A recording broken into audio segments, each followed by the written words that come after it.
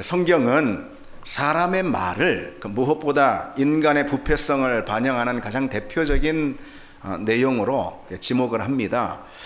우리는 스스로도 느끼듯이 우리가 얼마나 많이 거짓된 말, 그리고 위선적인 말, 자랑하는 말, 또 비판하는 말, 부정적인 말, 증오하는 말, 그래서 누군가를 죽이는 그런 말들을 우리가 하며 사는가 스스로 우리도 느끼지 않습니까? 그래서 오죽하면 사도 바울은 우리의 목구멍은 열린 무덤이라 이렇게 했을까요? 열린 무덤과 같은 우리 입에서 풍겨 나오는 여러 악취가 다른 사람들에게 큰 상처를 입히고 그 심령을 죽이는 그런 환경들을 만들기 때문에 그렇습니다. 그래서 우리는 날마다 우리 말 가운데서 우리의 죄를 발견할 때가 많습니다. 그 무엇보다도 우리의 말 가운데서 우리는 우리 영혼이 얼마나 심히 부패했는지 깨닫는 때가 참 많습니다. 모든 게 그래서 말 때문입니다. 말 때문에 상처를 받습니다. 말 때문에 오해가 생깁니다. 말 때문에 불신이 싹틉니다. 말 때문에 미움이 일어납니다. 말 때문에 실수가 벌어집니다. 다 말 때문입니다. 내가 한 말, 다른 사람이 한 말, 말 때문입니다. 그처럼 우리의 말, 사람의 말로 인한 그 많은 문제들을 우리가 경험할수록 우리는 여러분 무엇을 기억해야 할까요? 무엇을 기억해야 할까요? 그건 하나님의 말씀입니다. 우리는 심령이 부패해서 그 부패한 심령으로부터 모든 죄가, 모든 악한 것이 우리 입술 가운데 입술을 통해서 나옵니다. 그때마다 우리가 기억해야 할 것은 하나님의 말씀입니다. 우리의 말은 우리가 하든 우리가 듣던 인간의 말은 우리를 부패하게 하고 또 우리 영혼을 병들게 하고 또 심지어 죽이기까지 합니다. 그래서 그때마다 우리는 하나님의 말씀을 기억해야 합니다. 하나님의 말씀을 붙들어야 한다는 거죠. 왜요? 하나님의 말씀은 진실하기 때문입니다. 하나님의 말씀은 신실합니다. 하나님의 말씀은 거룩합니다. 하나님의 말씀은 생명이고 그리고 능력이 됩니다. 시편 기자는 여호와의 말씀은 순결하며 흑도가니에 7번 단련한 은 같도다 그렇게 고백합니다. 하나님의 말씀은 순결하고 정결하고 또 완전합니다. 그러기에 그 말씀 가운데는 어디도 거짓을 찾아볼 수 없습니다. 그 말씀은 진실합니다. 인간의 말은 거짓되고 부패해서 사망에 이르게 하지만 하나님의 말씀은 순결하고 진실되어 늘 생명에 이르게 합니다. 우리 가운데 생명의 역사를 일으킵니다. 따라서 우리가 진리와 거룩, 기쁨과 평안, 또 은혜와 능력을 경험하고자 한다면 우리는 항상 하나님의 말씀으로 달려가야 합니다.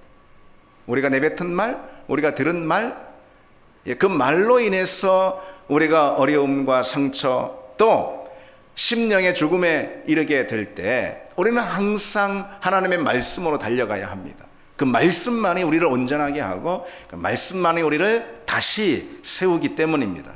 그 말씀을 붙들고 그 하나님의 말씀을 사랑하고 말씀의 믿음의 뿌리를 깊이 내리는 것, 그것이 우리 신앙의 가장 중요한 내용이죠. 여러분, 그래서 그리스도인을 오로지 딱 한마디로 정의하라고 한다면 만약 여러분 어떻게 정의할 수 있겠습니까? 그 어떤 정의보다도 그리스도인은 하나님의 말씀을 듣는 사람들입니다. 그리스도인은 하나님의 말씀을 사모하는 사람이고 하나님의 말씀에 순종하는 사람들입니다. 그래서 말씀을 사랑하지 않는 사람은 결국 하나님께 집중하지 못합니다. 왜 그럴까요? 하나님은 곧 말씀으로 당신을 계시하시기 때문입니다. 하나님은 그 무엇보다 오로지 말씀으로 당신을 우리에게 드러내시는 분이기 때문입니다. 말씀을 사랑하고 말씀에 집중하지 않는 사람, 그 사람은 결국 신앙생활 하는 것 같지만 그것은 겉으로 할 뿐이고 표면적일 뿐이고 그저 부수적인 것들에만 매여 있을 뿐입니다. 결국 오래가지 못하고 그 신앙 자체도 진실되고 바른 신앙이 될 수가 없습니다. 여러분, 우리가 이 시간 그 점을 좀 기억하면서 이제 오늘 본문을 한번 보도록 하겠습니다. 이 창세기의 말씀을 지금까지 계속 읽는 독자라면은 바로 여러분을 말하는 것이죠.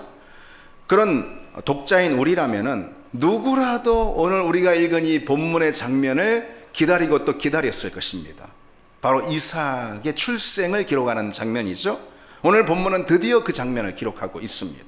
그런데 주목할 점은 본문의 이삭의 출생보다는 그것이 무엇으로 비롯되었는지에 더 관심을 갖고 있다는 사실입니다. 이삭의 출생이 무엇으로부터 비롯되었는가? 여기에 우리의 관심을 집중시키고 있습니다. 무엇으로부터 비롯됐다고 기록하고 있죠? 여호와께서 말씀하신 대로. 그리고 그 구절을 3번이나 계속 반복하고 있습니다. 여호와께서 말씀하신 대로. 오늘 본문을 보면은. 그리고 또다시 여호와께서 말씀하신 대로. 그리고 아직 부족하다는 듯이 한 번 더 언급하죠. 하나님이 말씀하신 시기가 되어. 이렇게 거듭하면서 이삭의 출생이 하나님이 말씀하신 대로 된 것임을 강조하고 있습니다.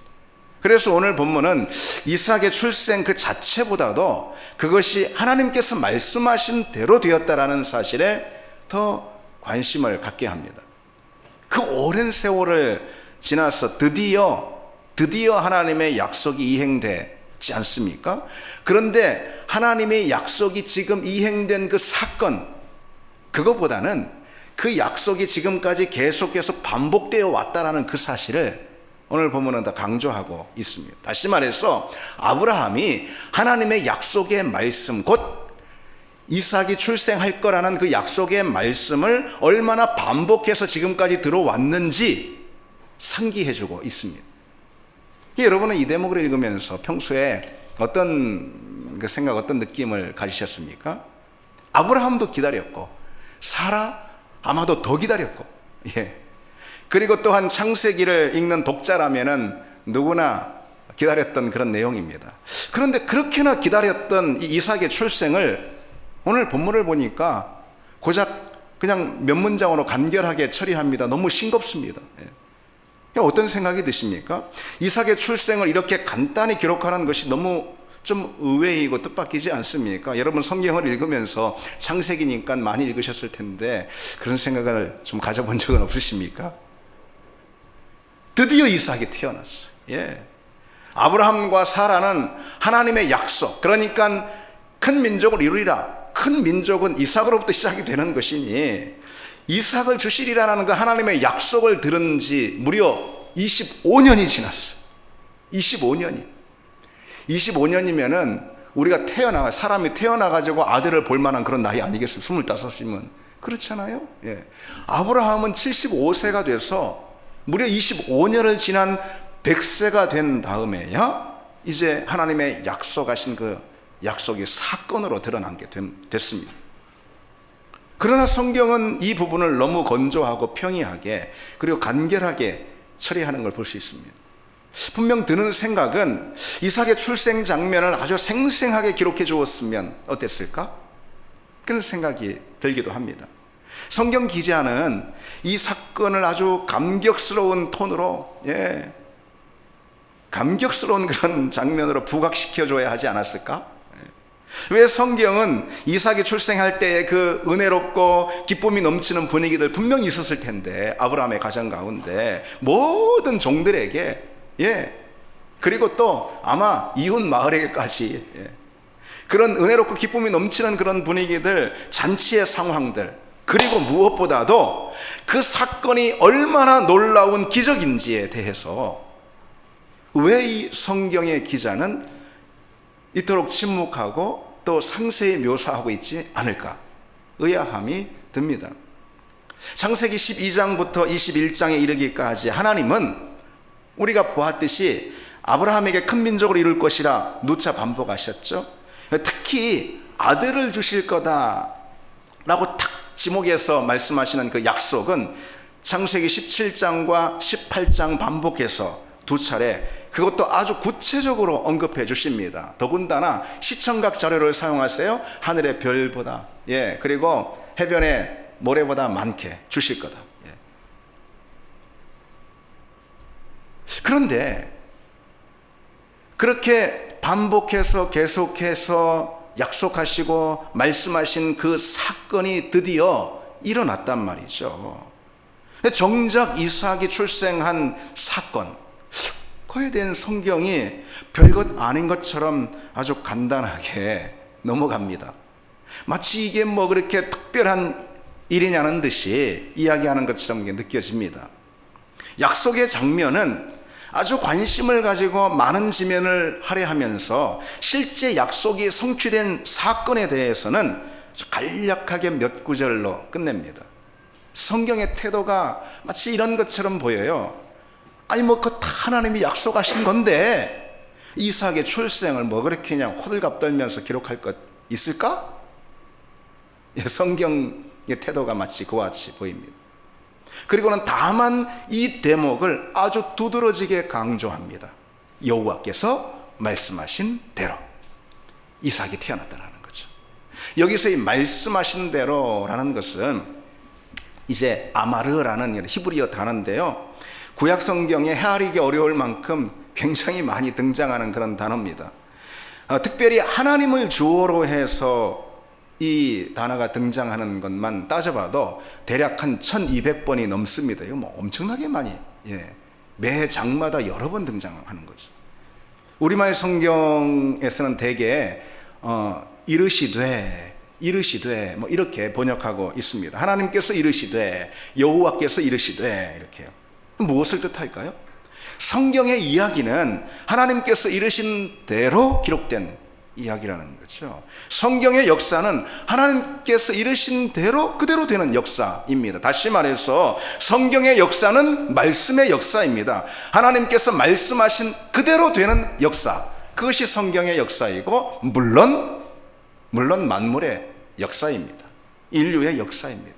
그래서인지 오늘 본문은 의도적으로 사라의 출산 과정에서 아브라함의 역할에 대한 언급을 전혀 하고 있지 않습니다. 다만 하나님께서 말씀하신 대로 된 거다, 이삭의 출생이. 그런 뜻입니다. 성경에 나오는 여러 이 출산의 사건 있죠. 출산의 과정, 또 출생 사건, 성경에 많이 나오잖아요. 근데 거기서 보통 동침하매라는 이 구절을 흔히 볼 수가 있습니다. 그런데 아브라함이 이삭을 낳는 장면에서는 오로지 여호와께서 말씀하신 대로, 그것만 강조합니다. 그만큼 이삭의 출생은 하나님의 약속, 하나님의 말씀에서 비롯된 거라는 사실을 우리에게 가르쳐 줍니다. 물론 아브라함과 사라가 낳았지만 말이죠. 그러니까 아브라함도 어떻게 하느냐, 하나님과 이 약속한 언약의 내용을 아브라함이 충실히 진행하는 걸 볼 수 있습니다. 이삭이 태어난 다음에 뭐 그 다음 뭘 했다, 뭐 어떤 분위기였다, 이런 게 아니고 말씀하신 대로 이삭을 주셨으니 아브라함도 있죠, 그 하나님의 약속, 그 언약의 내용을 그대로 준행하는데 바로 할례입니다. 그게 할례. 아브라함은 이삭이 낳자마자 할례를 수행하는데 그 장면이 성경에 곧장 기록이 되어 있죠. 근데 어떻게 묘사를 하고 있냐면요, 아브라함은 이삭에 대한 할례를 어떻게 하냐, 뭐 자기가 감사해서 하나님께 영광을 돌리려 뭐 그런 게 아닙니다.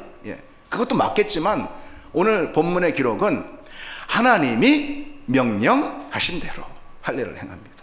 바로 그겁니다. 하나님께서 당신이 말씀하신 대로 약속을 성취해 주셨어요.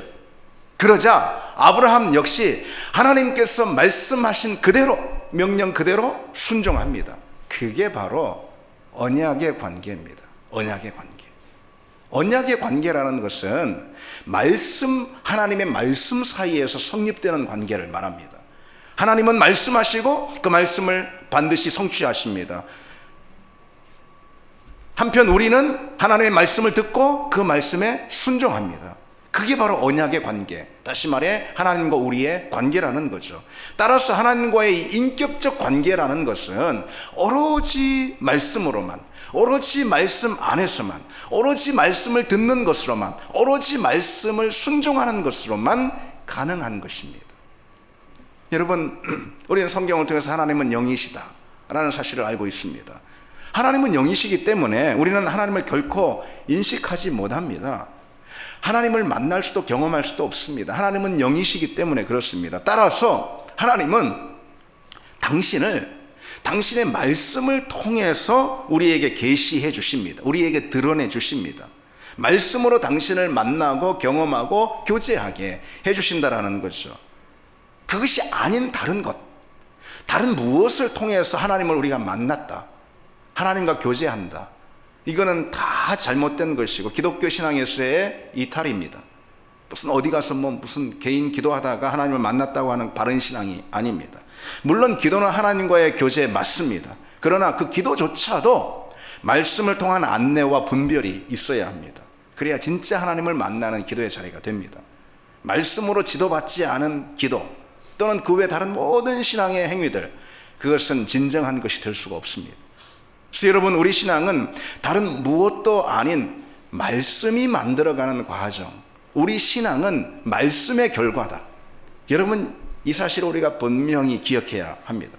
베드로 전서에 너희가 거듭난 것은 썩어질 씨로 된 것이 아니요 썩지 아니할 씨로 된 것이니 살아있고 항상 있는 하나님의 말씀으로 되었느니라. 우리가 거듭난 것, 그래서 우리가 구원받은 것, 그리고 구원의 삶을 살아가는 것, 우리 신앙의 생활, 우리 모든 믿음의 자리, 이것은 다른 게 아닙니다. 다른 것으로 인한 결과가 아닙니다. 바로 살아있고 항상 있는 하나님의 말씀, 그 말씀의 씨앗이 우리 가운데 심겨졌기 때문에 그 씨앗이 우리 가운데 펼친 결과, 이것이 바로 우리가 받은 구원이고 우리가 행하는 신앙의 생활입니다. 우리 인생과 신앙은 그 말씀에 의해 결정이 됩니다. 그래서 성경은 하나님의 말씀이 살아있는 씨앗과도 같다라고 우리에게 말씀하시는 거죠. 그 씨앗이 우리 심령의 밭에 떨어질 때 우리 인생 가운데 하나님의 계획도 비로소 펼쳐지는 것이고, 그리고 하나님의 능력도 비로소 경험이 되는 것입니다. 하나님의 말씀은 살아있는 씨앗, 영원한 씨앗입니다. 그 속에 생명이 담겨있는, 항상 이 씨앗은 그 속에 생명이 담겨 있잖아요. 특별히 하나님의 말씀에 담겨있는 이 하나님의 말씀의 씨앗에 담겨있는 것은 어떤 생명일까요? 하나님의 생명이에요. 당연히 하나님의 생명, 하나님의 능력입니다. 그래서 그 말씀이 우리 마음의 밭에 말씀의 씨앗이 우리 마음의 밭에 뿌려지면은 하나님의 생명, 하나님의 능력이 우리 가운데 펼쳐지는 거죠. 신앙생활은 그런 과정입니다. 예를 들어서 이런 겁니다. 우리는 우리 스스로 절대로 의로운 삶을 살 수가 없습니다. 그러나 하나님의 의의 말씀이 우리 심령의 밭에 뿌려져서 그것이 자랄 때 그 결과로 우리는 하나님이 기뻐하시는 의로운 삶을 비로소 살 수 있다는 거죠. 우리는 다 어리석습니다. 그래서 말씀대로 살 수가 없습니다. 하나님의 뜻 안에 살 수가 없습니다. 그러나 하나님의 뜻이 담겨있는, 하나님의 지혜가 담겨있는 말씀이 우리 심령의 밭에 심겨지면은 그 순간 우리 가운데 하나님의 지혜의 말씀이 싹 터서 우리 삶을 하나님의 뜻 가운데로 이끈다라는 거죠. 우리의 모든 삶은 그래서 결국은 말씀이 열매를 맺는 결과입니다. 의로움도 지혜도, 그리고 성결함도 거룩함도, 그리고 또 능력도, 기쁨도 평강도, 하나님이 우리에게 부어주시는 위로와 치유도 다 그것이 말씀의 결과입니다. 말씀의 결과. 우리의 인생은 말씀이 열매를 맺는 토양입니다. 우리 인생이 잘 되고 풍성해지고 성경의 말씀대로 100배로 열매를 맺으려면은 말씀의 그 씨앗이 우리 가운데 뿌려져야 하는 거죠. 여러분, 그 점을 잊지 말아야 합니다. 내가 어떻게 하느냐, 그래서 그건 중요한 것이 아닙니다. 내가 어떻게 생겼느냐, 내가 뭘 가졌느냐, 내가 누구인가, 이것도 중요하지 않습니다. 내가 누구인가, 그것도 중요하지 않아요. 중요한 것은 내 안에 하나님의 말씀의 씨앗이 뿌려졌는가, 이것만이 중요합니다. 정말 내 안에 하나님의 말씀의 씨앗이 뿌려져 있다면 그 영원한 하나님의 말씀, 기적과 능력의 말씀, 생명의 말씀이 우리 삶을 주장하게 될 것이고, 우리 삶은 그와 같은 하나님이 기뻐하시는 삶으로 펼쳐질 겁니다. 그래서 우리는 항상 이 점을 기억해야 하는 것이죠. 내 심령의 밭에 말씀의 씨앗을 뿌려야 한다. 이것을 기억해야 합니다. 한 번으로 되는 것이 아닙니다. 아브라함에게 반복해서 하나님께서 하나님의 말씀, 그 말씀의 씨앗을 뿌려줬을 때 결국은 그 말씀의 씨앗이 사건이 되지 않습니까? 어떤 사건요? 이삭의 출생이라는 사건, 그리고 아브라함이 복의 근원이 되고 큰 민족을 이뤄가는 그런 사건, 그 사건을 열지 않습니까? 그렇습니다. 예.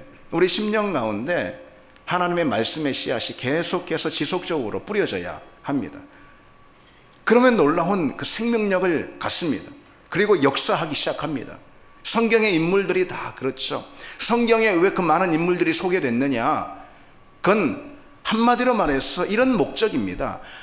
그 인생이 사실 보잘것없고 그리고 시시하고 무력하고 어리석은 인생들이었는데, 그런데 하나님의 말씀의 씨앗이 그 인생 가운데 뿌려졌더니 우리가 알고 있는 그와 같은 인생들, 그와 같은 삶을 살았다, 이걸 보여주는 것이죠. 전혀 다른 인생이 되었다.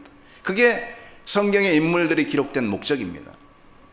여러분, 씨앗을 생각해 보십시오. 말씀의 씨앗 그랬습니다. 씨앗, 미래에 어떤 열매가 맺힐지 이것은 순전히 씨앗이 결정하지 않습니까? 따라서 씨앗은 이렇게 표현할 수가 있습니다. 드러나지 않은 미래, 이렇게 표현할 수가 있습니다. 현재 보이지 않지만 감추어진 그런 미래, 그것이 바로 이 씨앗 속에 담겨 있습니다. 그래서 이런 말이 있더라고요. 사과 속에 있는 씨앗은 셀 수 있지만 씨앗 속에 있는 사과는 셀 수 없다. 맞는 말 같아요. 씨앗이 나중에 얼마나 많은 사과 열매를, 또 얼마나 풍성한 사과 열매를 맺을지는 아무도 모릅니다. 씨앗 하나가 큰 가수원을 이룰 수도 있습니다. 그러기에 우리는 지금 어떤 씨앗을 내 인생, 내 심령의 밭에 뿌리고 있느냐, 이걸 살펴야 합니다. 그것이 우리 미래를 결정할 것입니다. 그것이 우리 인생을 결정합니다. 그러니까 좋은 것으로 심는 자는 좋은 열매를 거둘 것이고, 썩을 것으로 심는 자는 썩을 것을 거둡니다. 오늘 본문의 아브라함을 보십시오. 그가 하나님을 만났을 때 하나님의 말씀이 그에게 심겨졌습니다. 그가 하나님을 처음 만난 그 순간부터 하나님의 말씀이 그의 심령, 그의 인생의 밭에 뿌려졌습니다. 어떤 말씀이죠? 내가 너로 큰 민족을 이루고 내게 복을 주어 내 이름을 창대하게 하리니 너는 복이 될지라. 창세기 12장에 하나님의 이 말씀이 심겨졌어요. 하나님이 그 인생에 뿌린 그 말씀의 씨앗이 결국 오늘 본문을 보니 그의 인생 가운데 이루어지고, 그것이 아브라함의 인생을 만들어 갔습니다. 처음에는 그 말씀의 씨앗, 어쩌면 죽은 것 아닌가라는 생각이 들 정도였습니다. 아브라함 입장에서 보면 창대하기는커녕 하란에서 가나안에 나와 보니까 흉년이 들어가지고 거기 살지 못하고 애굽으로 피난하지 않습니까? 아브라함이 보기에 하란에서 하나님이 주신 그 말씀의 씨앗, 너로 큰 민족을 이루고 창대하게 하고 그리고 복이 되게 하리라, 이 하나님의 말씀의 씨앗, 이것은 다 시들어 죽은 것만 같아 보였을 겁니다. 무엇보다 25년이라는 그 세월이 있잖아요. 그가 이제는 100세가 되었다. 이 불가능한 현실이죠. 그 현실의 장벽 앞에서 이 말씀의 씨앗, 이것은 시들어 죽은 것 같아 보였을 겁니다. 그러나 그 말씀의 씨앗이 하나님의 말씀의 씨앗이기 때문에 그 말씀은, 그 씨앗은 생명력이 있어서 결국은 불가능한 현실이지만 아브라함의 인생을 결정하지 않습니까? 결국은 그 씨앗 그대로 아브라함 가운데 나타나지 않습니까? 그래서 아브라함은 말씀의 씨앗 그대로 복의 근원이 됩니다. 믿음의 조상이 됩니다. 따라서 말씀이 우리 심령의 밭에 심겨지느냐, 우리는 오로지 그것만이 중요할 뿐입니다. 우리가 부족하고 연약할 때 주님의 능력의 말씀이 우리에게 심겨지면 우리는 능력 있는 믿음을 갖게 됩니다. 우리가 어떻게 능력을 갖느냐, 바로 그 과정이라는 거죠. 그걸 잊지 말아야 합니다. 우리가 어떻게 위로를 누리느냐, 하늘의 위로, 주님의 평강, 하나님의 샬롬, 어떻게 우리가 누리게 되느냐, 그 과정이 중요합니다. 주님의 말씀, 그 말씀은 평강의 말씀입니다. 위로의 말씀입니다. 은혜의 말씀이죠. 생명과 능력의 말씀이죠. 또 기적의 말씀입니다. 그 말씀이 우리 심령 가운데, 우리 삶의 밭에 뿌려질 때, 그리고 우리가 그 말씀을 부여잡을 때, 그때 비로소 우리는 하나님이 주시는 위로도, 또 평강도, 또 능력과 기적도 얻게 됩니다. 그게 과정입니다. 그래서 여러분, 우리가 얻을 위로가 어디 있느냐? 먼저 위로의 말씀, 하나님의 위로의 말씀이 우리 심령에 뿌려질 때 우리가 진정 얻을 수 있는 위로, 거기서 찾아옵니다. 한 조각 위로를 기대하면서 그냥 사람 만날 필요 없습니다. 전혀 사람 볼 필요 없다 이런 뜻보다도 강조하는 겁니다. 이게 강조하는 거. 한 조각 위로를 기대하면 다른 데 갈 필요가 없습니다. 다른 거 의지할 필요가 없습니다. 사람 볼 필요 없습니다. 주님의 말씀이 내 심령의 밭에 뿌려지면은 그 위로의 능력을 경험합니다. 곧 세상에 없는 위로 우리가 누리게 됩니다. 치유와 회복도 마찬가지입니다. 그 역시 말씀의 열매라는 거예요. 모든 것이 말씀의 열매입니다. 치유와 회복의 말씀이 우리 심령에 심겨져야지 진정한 치유도 또 치유의 기적도 우리가 얻습니다. 여러분 이름만 들으면 다 아실 만한 그런 어느 목사님의 간증을 제가 인터넷 설교를 통해서 들은 바 있습니다. 그래서 이제 굉장히 오래전에 그분의 아들이 뭔가 잘못 마셔가지고 어떤 음료를 잘못 마셔가지고 그 위장에 치사량의 어떤 독이 들어간 겁니다. 그래서 응급실에 실려갔습니다. 그 사실이 그 목사님한테 급히 전해졌어요. 청천벽력과도 같은 소식을 접한 목사님이 급히 응급실로 달려갔습니다. 근데 아들을 보니까 축 늘어져 가지고 이미 살 가망이 없어요. 그래도 기도하기 시작했습니다. 그런데 그 아들을 보니 너무 분명해 보이는 사실, 죽음인 거예요. 죽음. 이건 기도한다고 될 일이 아닌 거예요. 너무 분명해 보여요. 이 죽음이라는 큰 장벽이 서 있습니다. 그래서 그 앞에서 기도하다 그만 두려움에 빠지고 기도하다 낙심에 빠져서 모든 믿음이 오히려 사라질 정도가 됐습니다. 마음이 돌처럼 굳어지고, 그래서 그런 가운데 몇 시간이 그저 그렇게 그냥 흘렀습니다. 바로 그때에 그 목사님의 가슴을 치듯 성경의 한 구절 말씀이 그 뇌리 가운데 떠올랐습니다. 그래서 바로 마가복음 16장 18절인데요. 무슨 독을 마실지라도 해를 받지 아니하며 병든 사람에게 손을 얹은즉 나으리라. 이 말씀이에요. 그게 신락 같은 희망 하나라도, 지푸라기 하나라도 붙들고 싶은 그런 심정이잖아요. 그런데 이건 지푸라기가 아니고 하나님의 말씀이잖아요. 내가 그 말씀을 잊고 있었구나. 그 말씀을 붙들어야지. 죽음이라는 너무 두렵고 큰 존재 앞에 섰지만, 그래서 기도하지만 그럼에도 불구하고 모든 힘이 빠지는 그 순간이지만 그 말씀을 붙들었습니다. 하나님이 말씀하시는 거잖아요. 하나님이 분명 주신 말씀이죠. 이 말씀을 내가 믿습니다. 이 말씀이 내 것이 되게 해 주시옵소서. 이런 마음으로 기도했다라는 거죠. 그 순간 갑자기 그의 가운데 믿음이 일어나고, 그 믿음은 그의 기도를 다시 불 지폈습니다. 그 말씀을 견고히 붙들고 한동안 뜨겁게 기도하는 중에 갑자기 주님이 먼저 그 심령 가운데 부어주시는 큰 헤아릴 수 없는, 형언할 수 없는 그런 위로와 평강이 임했다라는 거죠. 그래서 결국 기적이 일어났습니다. 그 아들이 살아나는 기적이 일어났습니다. 그래서 기도의 능력 이전에 믿음의 능력이고, 그리고 믿음의 능력 이전에 말씀의 능력입니다. 말씀의 능력. 말씀의 능력이 믿음의 능력을 낳은 것이고, 믿음의 능력이 그의 기도를 붙들었던 것이죠. 그러기에 말씀의 능력을 붙들고 그 능력을 경험하는 것이 가장 우선적이고 중요합니다. 성경의 기자도 우리 기도에 대해서, 하나님께 나아가는 우리의 모든 믿음의 행위에 대해서 이렇게 말씀해주고 가르쳐주고 있습니다. 내 영혼이 진토에 붙어 싸우니 주의 말씀대로 나를 살아나게 하소서.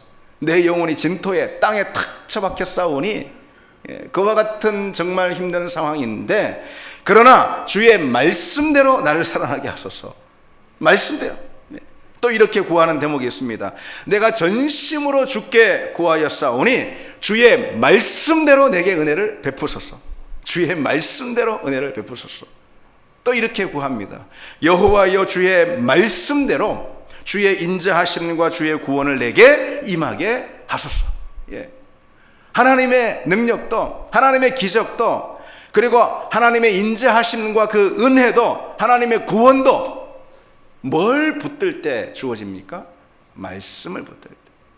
하나님 내게 말씀하시지 않았습니까? 내가 그 하나님의 말씀을 붙들고 있습니다. 내 모든 삶을 그 말씀에 온전히 의존시키고 있습니다. 하나님 그 말씀대로 내게 은혜를 베푸소서. 그 말씀대로 나를 구원하시고 내게 다시 한번 구원을 베풀어 주옵소서. 예, 바로 그것이죠. 그래서 기도는 그렇게 하는 겁니다. 하나님께 나아가는 건 그렇게 나아갑니다. 말씀을 붙드는 겁니다. 물론 하나님의 말씀을 무슨 자의적으로 그리고 내 편리대로 아전인수로 그래 갖다 붙이는 걸 말하는 것은 아닙니다. 그러나 우리는 언제나 말씀 안에서 기도하고 소원하고 구하며 말씀 안에서 우리 인생을 놓아야 합니다. 그리고 그렇게 기도할 때 우리가 소원하는 기쁨도 평강도 위로도 또 은혜도 누리게 됩니다. 하나님을 만나게 된다라는 그런 뜻이죠. 하나님은 항상 말씀 가운데 당신을 우리에게 드러내시는 분입니다. 말씀 가운데 우리에게 위로로 당신을 드러내시고, 말씀 가운데 우리에게 평강으로 드러내시고, 말씀 가운데 당신을 능력으로 드러내시는 분입니다. 여러분, 우리가 왜 염려에 사로잡혀 있을까요? 하나님이 우리에게 주시는 능력의 말씀을 붙들지 못해서 그런 것이죠.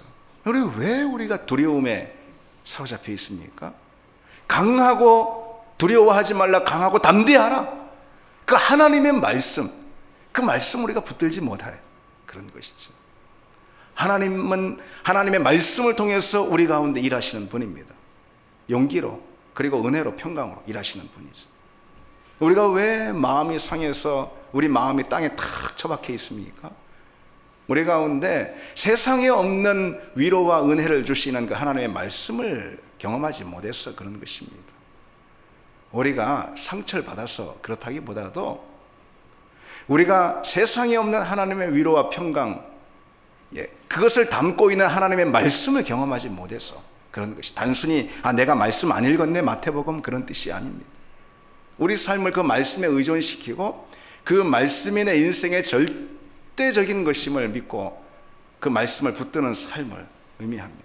그럴 때 우리는 하나님의 말씀을 나의 삶 가운데 경험하고 그 말씀 안에서 하나님의 은혜를 누리게 됩니다. 여러분, 그 말씀을 경험하는 또 말씀의 능력을 누리는 우리가 되기를 바랍니다. 그러기 위해서 여러분 이번 주간에 간단하게 제가 2가지 숙제를 드리겠습니다. 아마 여러분들이 하고 계시는 것일 수 있습니다. 첫 번째로 말씀과 친밀해져야 합니다. 말씀과 친밀해져야 합니다. 항상 말씀을 묵상하고 항상 말씀에 자기 자신, 자기 삶을 올려놓아야 합니다. 그래서 이것은 단순히 말씀을 읽고 묵상하라 그런 뜻이라기보다도 매일매일 말씀과 밀착시키는 그런 삶을 살아야 한다라는 거죠. 내가 뭘 생각하든, 내가 뭘 선택하든, 또 내가 어떤 일을 행하든 그것이 항상 말씀과 결부되어 있도록 하는 그런 삶을 말하는 것입니다. 그냥 말씀을 그냥 읽고 묵상하고 거기서 그치는 것이 아닙니다. 그럴 때에 우리는 하나님의 말씀, 그 말씀의 능력을 경험하고 우리 삶이 그 말씀의 능력을 열매 맺는 삶이 됩니다. 2번째로 어떻게 해야 말씀의 능력을 우리가 경험할 수가 있겠는가? 묵상한 그 말씀을 자꾸 우리 입으로 시인하는 그런 실천, 그런 연습을 한번 해보시기 바랍니다. 잘 행해지지 않는 건데 그렇게 한번 하시기 바랍니다. 아멘, 그 말씀이 내 것입니다. 우리가 어떤 말씀을 통해서 은혜를 얻고 그 말씀을 우리가 묵상했다면 아멘, 그 말씀이 바로 내 것입니다. 이렇게 자꾸 우리 입으로 시인하는 태도가 또 매우 중요합니다. 입으로 시인한 것, 그리고 긍정한 그 말씀이 진정 우리 삶 가운데 펼쳐질 겁니다. 우리가 말씀을 시인하고 긍정할 때, 특별히 우리 입술로 그 말씀을 긍정할 때 그 말씀이 우리 심령 가운데 뿌려지는 그런 행위가 된다라는 것이. 여러분, 우리가 뭘 긍정할 것이 있겠습니까? 우리 자신을, 우리 인생을 긍정할 게 있겠습니까? 다만 우리 가운데 찾아온 하나님의 말씀을 긍정할 뿐입니다. 그래서 그 긍정의 태도를 그저 다른 걸로만이 아니라 우리 입으로 아멘, 그 말씀을 믿습니다. 아멘, 그 말씀대로 될지어다. 그렇게 우리 입술로 긍정하고 시인하는 여러분 되길 바랍니다. 우리 같이 오늘 이 찬양 드리겠습니다.